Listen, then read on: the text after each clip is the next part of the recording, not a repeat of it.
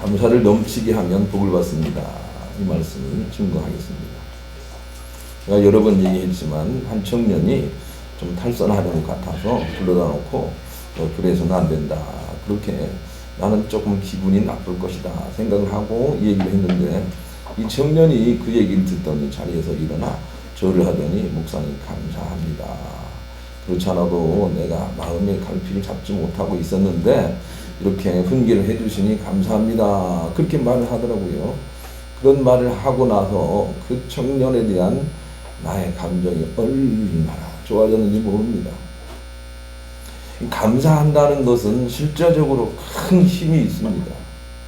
힘들고 어려워도 감사합니다 라고 받게 되면 그 자체가 많은 변화를 도모하도록 하나님께서 그렇게 만드신 것이죠.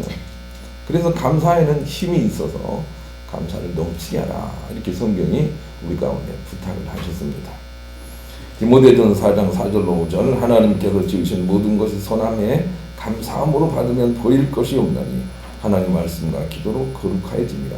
그랬습니다. 어떤 것이라도 감사함으로 받으면 거룩해진다 그랬습니다. 선해진다 그렇게 말씀을 하고 계세요. 그래서 우리는 범사에 감사하는 그런 마음으로 반응을 하는 것이 필요합니다. 바울은 질병에 걸렸지만 하나님의 뜻을 깨닫고 감사했습니다. 하나님께서 내게 은혜와 능력을 더 하려고 그렇게 하시는구나 라고 그 의미를 깨닫는 것이지요. 그리고 감사하기 시작했습니다. 나를 약하게 하시는 것은 하나님이 가장 강한 상태로 만들기 위한 것입니다. 내가 약할 때 하나님이 가장 강하십니다.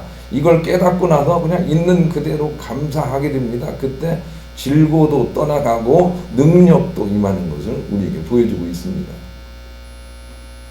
또한 바울은 선한 일을 하다가 감옥에 들어가지 않습니까? 감옥에 들어가도 하나님께 그냥 찬미하고 감사합니다.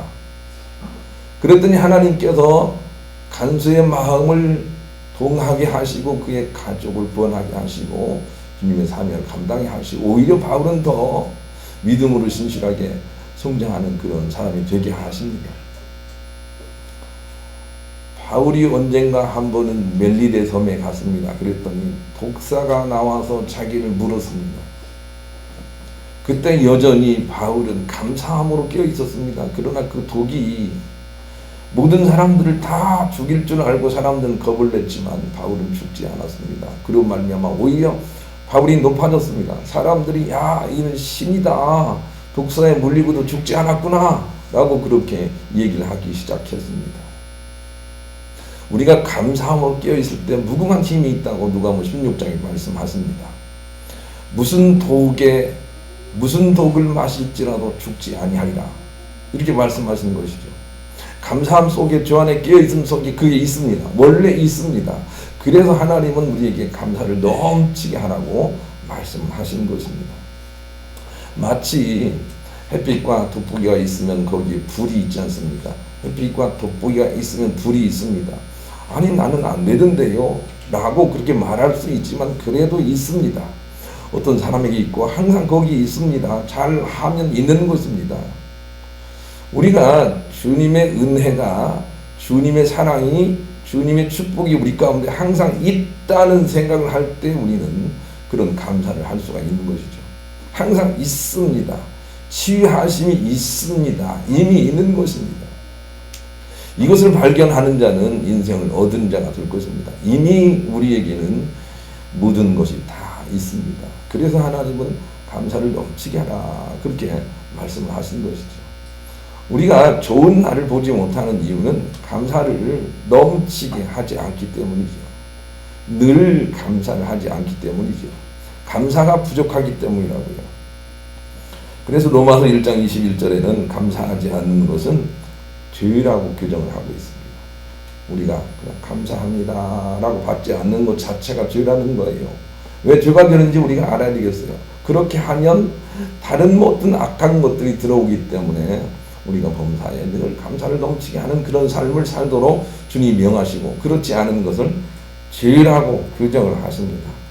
로마서 1장 21절 하나님을 알되 하나님을 영화롭게도 아니하며 감사하지도 아니하며 오히려 그 생각이 허망해지며 미련한 마음이 어두워졌나니 그랬습니다.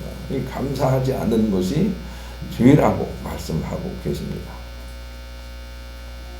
존 가트맨 박사는 가정 문제의 전문가이십니다. 그런데 그 사람이 대학교에서 교수로 재직할 때 열심히 살았어요. 가정을 위해서 정말 열심히 살았어요. 헌신을 다 했어요. 그런데 어느 날 자기 아내가 못 살겠다, 이혼하자라고 얘기를 하는 거예요. 열심히 살았는데 이혼하자고 하는 거예요. 그래서 그 과학자의 분야를 가지고 연구를 해봅니다. 왜 아내가 나를 힘들다고 하고 있을까? 라고 연구를 해보니까 감사하지 않는 것이 문제라는 거예요. 아내가 음식을 만들어 오면 그냥 먹는 게 문제라는 거예요. 감사하지 않고 그냥 먹는 게 문제였다는 거예요. 그저 아내가 화장을 하고 나서 나 어때? 라고 얘기할 때 정말 당신 같은 천사를 준 하나님께 감사해 라고 말하지 않는 것이 문제라는 거예요. 뭐 그 얼굴이 햇살이지 뭐 이렇게 하는 게 문제라는 거예요.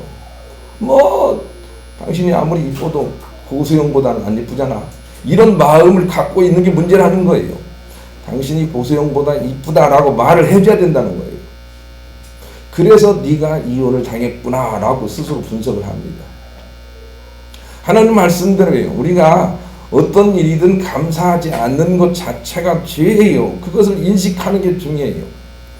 아내가 국을 짜게 만들어 와도 참 맛있다라고, 당신은 특별한 솜씨를 가졌어, 아주 짜게도 맛있게 하는 그런 솜씨를 가졌다고 감사하지 않는 게 죄라니까요. 감사해 라고 그렇게 얘기를 해야 됩니다. 말을 해야 됩니다. 당신이 내가 평소에 물을 안 먹는 걸 알고 짜게 만들어서 물을 자꾸 먹게 하는구나, 정말 감사해, 이렇게 말을 해줘야 됩니다. 그 말을 생략하는 것이 죄예요. 감사하지 않는 게 죄예요. 이것을 아는 데까지는 60년이 걸리고 70년이 걸릴 수도 있어요. 내가 아내에게 혹은 남편에게 아무런 반응을 하지 않는 게 죄예요. 이번에 성경공을 통해서 가족 행복을 배운 사람들은 이 부분을 많이 배웠어요. 내가 아무 반응을 하지 않는 게 죄라고요. 감사하게 반응을 해야 돼요. 고맙습니다, 그렇게 반응을 해야 돼요. 그래야만 겨우 죄를 면하게 돼요. 감사하지 않는 것은 죄가 되는 것이죠. 그래서 하나님은 데살로니가전서 5장 16절 18절을 우리에게 명하셨어요. 항상 기뻐하라. 또 암송합니다. 시작. 항상 기뻐하라. 쉬지 말고 기도하라. 범사에 감사하라. 이는 그리스도 예수 안에서 너희를 향하신 하나님의 뜻입니다. 우리가 범사에 감사하는 것이 하나님의 뜻이에요. 감사합니다, 감사합니다, 그렇게 받아야 돼요. 아니 이렇게 힘든데도 감사하다고 해야 됩니까? 감사하다고 해야 됩니다. 그게 하나님의 뜻입니다. 그래야 하나님의 승리가 나타납니다. 우리가 이렇게 감사를 넘치게 해야 되는 이유는 이미 하나님께서 모든 것을 우리에게 다 주셨기 때문에 그래요. 다른 말로 얘기하면 우리 안에 모든 보화와 보물이 다 있기 때문에 그래요. 우리 안에 모든 치유와 모든 풍부가 다 있기 때문에 그래요.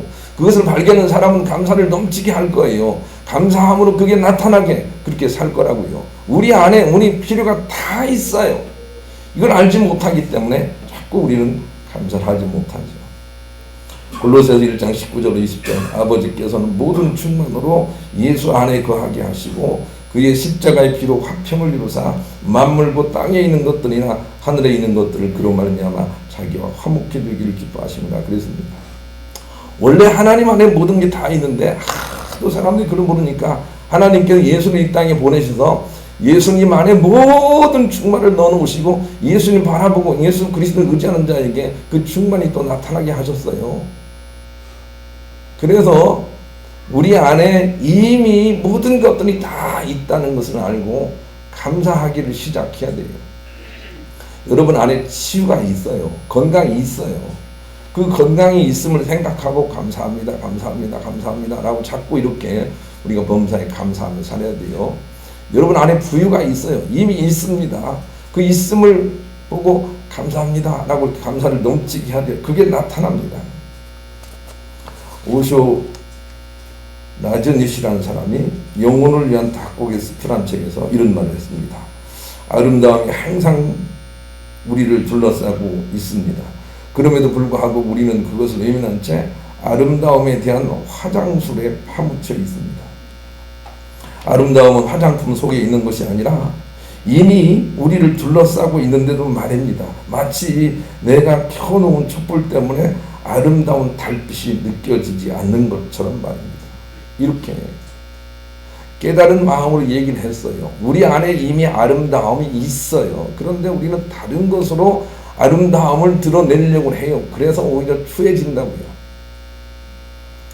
우리 안에 하나님의 형상이 있어요. 아름다움이 있어요. 있음을 우리가 믿고 바라보고 감사하기를 시작해야 돼요. 있다. 우리 안에 부유가 있다. 라고 생각하고 감사를 시작할 때 그게 나타난다는 거예요. 그래서 혜긴 목사님은 몸이 아프고 병원에서 죽음을 선고받았지만 그러나 이 말씀을 깨닫고 내 안에 건강이 있구나 라는 걸 깨닫고 있음을 선포하고 있음대로 믿고 행동했더니 정말로 질병이 떠나가 버렸어요. 그래서 제가 존경하지요. 우리 안에 이미 여러분이 필요한 모든 것들이 다 있어요. 예수 그리스도로 말미암아 주어졌고 예수 그리스도 이전에도 이미 다 우리에게 하나님 당신을 주심으로 우리 가운데 이미 충만히 있었어요. 우리 안에 모든 필요가 다 있어요. 그러므니 우리가 감사를 넘치게 할 때 그게 나타난다고요. 고린도전서 2장 4절에서 바울은 나는 이제 다른 것으로 나의 삶을 살지 않고 오로지 이제 이 그분의 나타남으로만 내가 살겠다 하고 선포하는 부분이 있어요. 내 안에 있는 그분이 나타나게 하겠다는 것입니다. 내 안에 있는 그분의 건강이 나타나게 그렇게 살겠다는 것입니다. 이것이 우리에게 필요합니다. 내 안에 있는 부유가 나타나도록 사는 것입니다. 감사함으로 그렇게 사는 것입니다. 그런데 그렇게 살지 않기 때문에 안 나타나는 것입니다. 당신을 주신 하나님께 감사해 라고 말을 해보기 시작하세요. 그러면 정말로 부인이 이뻐질 것입니다. 이뻐 보이는 게 아닙니다. 이뻐질 것입니다.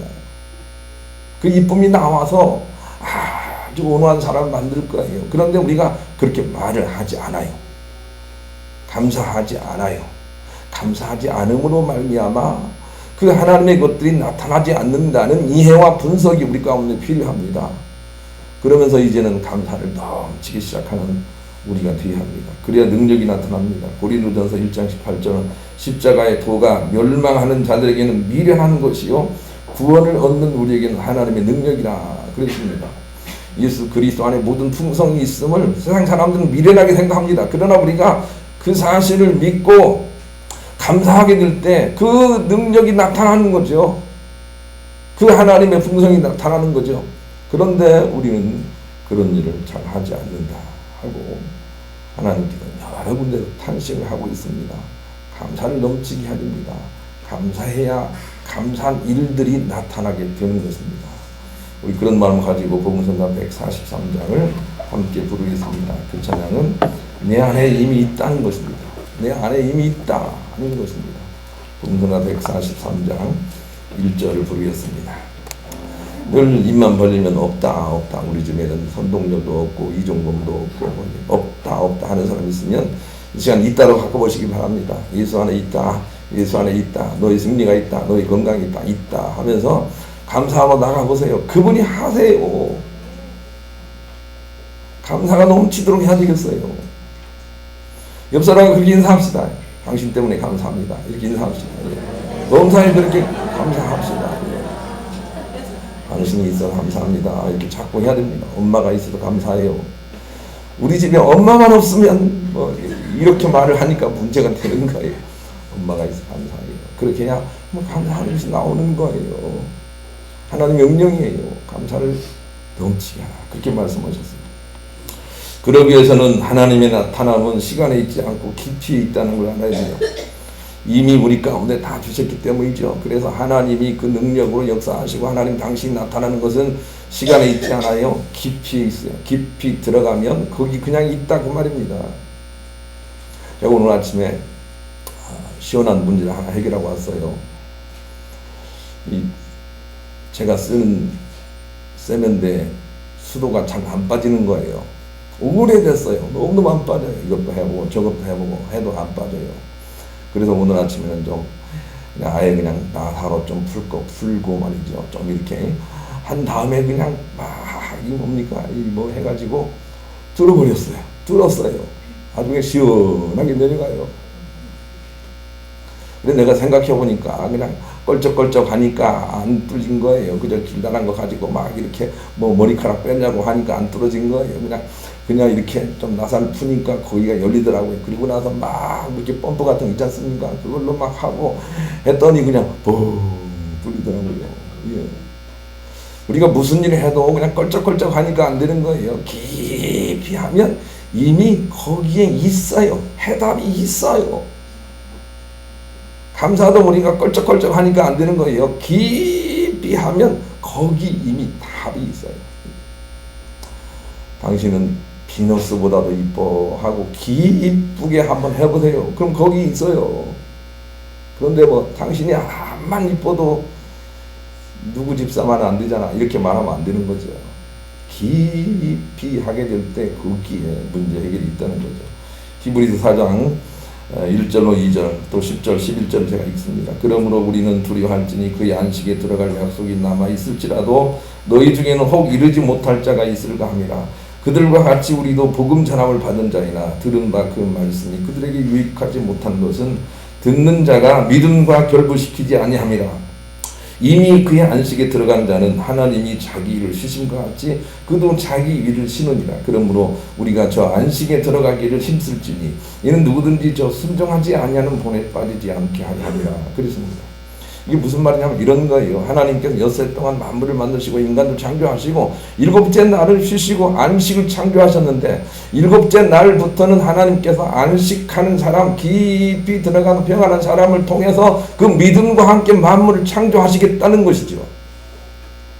그래서 어떤 사람들은 이미 안식에 들어간 사람이 있는데 우리 중에 믿으면서도 그 깊은 안식에 들어가지 못한 자가 있을까 내가 염려가 된다 이렇게 말씀하는 거예요. 예수를 믿어도 그냥 껄쩍껄쩍 겉에서 믿는 사람이 있지 않을까 하고 염려하는 거예요. 깊이 들어가 감사함으로 주님께 나가면 이미 다 거기 응답이 있는데 그걸 알지 못하고 늘 불안하고 염려하고 평안을 잃어버리고 사는 그런 사람들이 있지 않을까 하고 염려하는 거예요. 깊이 들어가 그 참 평안을 우리가 유지하게 될 때 하나님 그 평안한 마음을 통해서 창조를 하십니다. 이게 일곱째 창조예요. 늘 그렇게 하세요. 평안한 사람을 통해서 지금도 창조를 하고 계시죠. 그렇기 때문에 우리가 감사를 깊이 하고 넘치게 하라는 주님의 명령을 우리가 듣고 있는 것입니다. 캐스트너라는 사람이 이런 얘기를 했어요. 사람들은 자기 스스로에게 한계 원을 그어놓고서 거기서 빠져나오려고 힘들을 쓰고 있습니다. 그 힘쓰는 것이 모두 헛일이라는 것을 깨닫지 못하고 말합니다. 길은 좌우에 있지 않고 위아래로 깊이에 묻혀 있는데도 말입니다. 문제는 양으로 해결하려고 하지 말고 질로 해결해야 합니다. 그래야 문제가 풀릴 것입니다. 부부간에 의식을 한다고 생각해 보십시오. 의식을 양으로 하는 사람들은 이렇게 말을 합니다. 우리 가정은 의식을 많이 합니다. 여러 번 합니다. 일마다 때마다 합니다. 이렇게 말을 합니다. 그런데 진로 하는 사람들은 그렇게 말하지 않습니다. 많이 했다고 말하지 않고 그저 작은 것은 하나 사서 나눠 먹어도 얘들아 정말 여보 정말 당신 또 식구들이 있어서 내가 고맙다 이렇게 감사하다 그런 마음으로 사는 거죠.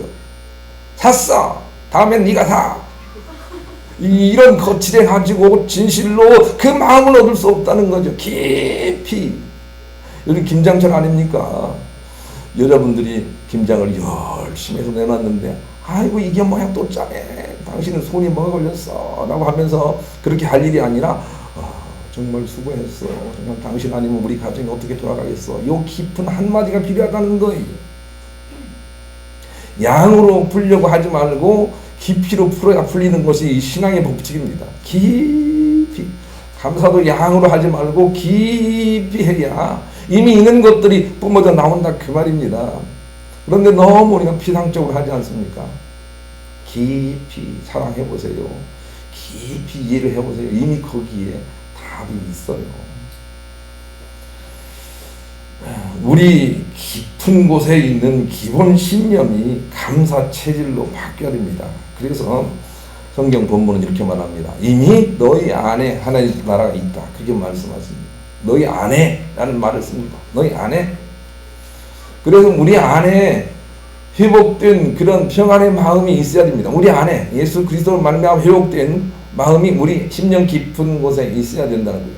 그래서 거기서부터 풀려야 삶이 풀린다는 것을 우리에게 가르쳐주고 있습니다. 저는 써보지 않았지만 올 겨울에 한번 사보려고 해요. 이 핫팩이라는 게 있다 그래요.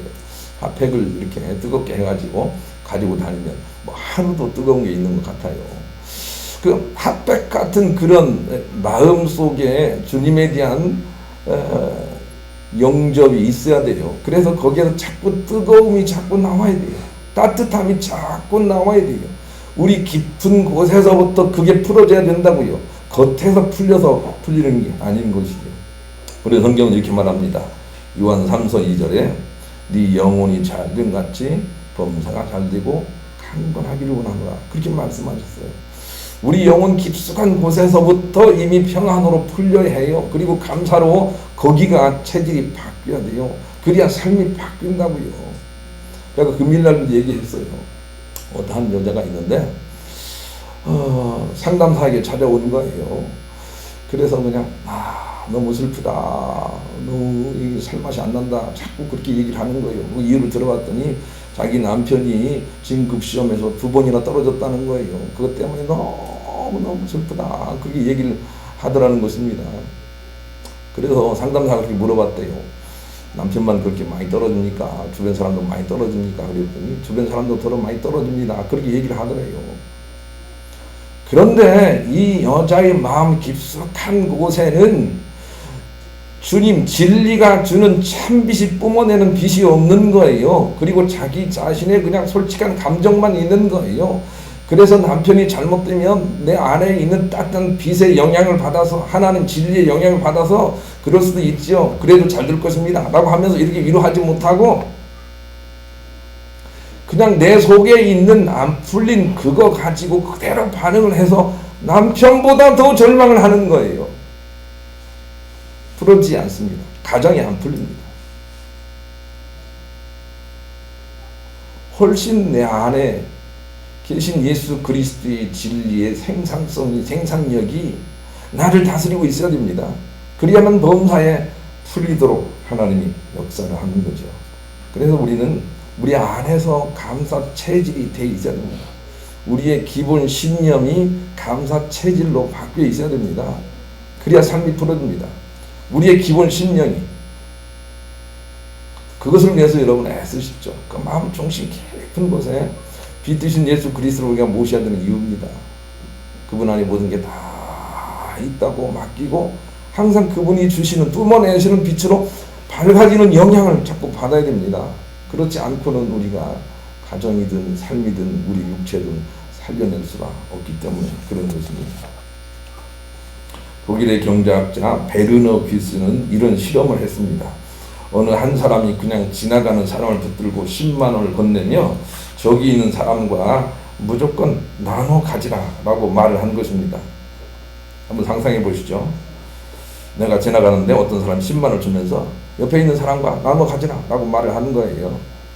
여러분 어떻게 하시겠어요? 5대5로 나누겠어요? 7대3으로 나누겠어요? 어떻게 나누겠어요? 그런데 참 실험을 해보니까 이런 일이 있는 거예요. 그 내용을 설명하고 내 옆에 있는 사람에게 내가 7 가질게 당신 3 가져 라고 말하니까 이 사람이 3만 원을 안 받는 거예요. 내가 손해라는 거예요. 안 받는 거예요. 5대5로 달라는 거예요. 그것을 보고 이 학자가 뭐라고 생각했냐면 인간은 절대적으로 감사할 수 있는 존재가 아니다는 것을 증명을 했습니다. 그런 상황 속에서도 내게 3만 원이 플러스 된다는 생각을 하고 그냥 절대적으로 감사하는 사람이 되어야 합니다. 그래야 하나님의 도움을 받을 수가 있습니다. 비교적으로 생각을 하니까 우리가 도움을 받지 못한다. 그것을 우리가 실험을 통해서 알 수가 있습니다. 맥스 루케이도 목사님 이런 말을 했습니다. 예수님은 하늘 영광을 버리고 시간 속에 갇혀보셨습니다. 순종하셨습니다. 십자가를 지셨습니다. 부활로 이기셨습니다. 그것이 멋진 일이 아니라 정작 멋진 일은 그 모든 것을 다 우리를 위해 하셨다는 것입니다. 어찌 우리가 감사와 찬양하지 않을 수가 있습니까? 이렇게 말했습니다. 그 감사와 찬양이 우리 가운데 필요합니다. 헨리 나우에는 이런 말을 했습니다. 내 인생에서 가장 황홀한 순간은 감사함으로 감사함이 생기는 하늘의 응답을 보는 삶의 현장이다. 이런 말을 했습니다. 우리가 자꾸 감사할 때 감사할 거리가 나타납니다. 그것을 보고 사는 것이 하나님께서 원하시는 참복의 삶입니다. 내가 감사할 때 감사할 일이 나타납니다. 그걸 보고 사는 것입니다. 오늘 여러분이 하실 일이 있습니다. 상황이 어떠하든지 가정에 돌아가셔서 식구들에게 있는 그대로 감사를 넘치게 하는 것입니다. 당신이 있는 것만 자체만 가지고도 감사합니다. 이렇게 말하는 것입니다. 그때 어떻게 되는 거죠? 정말로 감사할 일이 나타나요. 그것을 가지고 사는 거예요. 없다 하지 말고 그것을 가지고 사는 거예요. 그러면 얼마나 좋은 세상이 만들어지고 얼마나 필요한 것들이 하늘로부터 공급되는 걸 우리가 알게 될까요? 그래서 감사를 넘치게 하라 이렇게 말씀하고 계신 것입니다. 이미 우리 안에 있기 때문이죠. 자, 이제 우리가 성찬을 나눌 것인데 이 성찬은 바로 예수 그리스도 안에 이 모든 것이 다 들어있음에 대한 우리에게 회복시켜 주셨음에 대한 기억과 감사를 하는 그런 예식입니다. 기억을 하는 것입니다. 무엇을 먹든지 마시든지 예수 그리스도의 용서와 예수 그리스도의 부유함과 예수 그리스도의 우리를 고치심이 항상 내 안에 부어져 있구나 라고 하는 걸 기억하는 것입니다. 기억하는 것입니다. 기념하는 것입니다. 그것을 위해서 우리가 이 예식을 합니다. 우리가 이것을 먹을 때 그리스도의 몸처럼 이렇게 마시게 되면 우리 중심에 들어가서 당신이 놀라운 빛으로 우리 가운데 역사하시는 것을 우리가 깨닫게 될 것입니다. 오늘 이 성찬을 나누게 될 때 그런 깊은 곳에 감사의 믿음이 회복이 돼서 영혼이 잘 된 같이 범사가 잘 되고 육체도 강건해지는 복된 여러분들이 다 되시기를 우리 주님의 이름으로 간절히 축원합니다.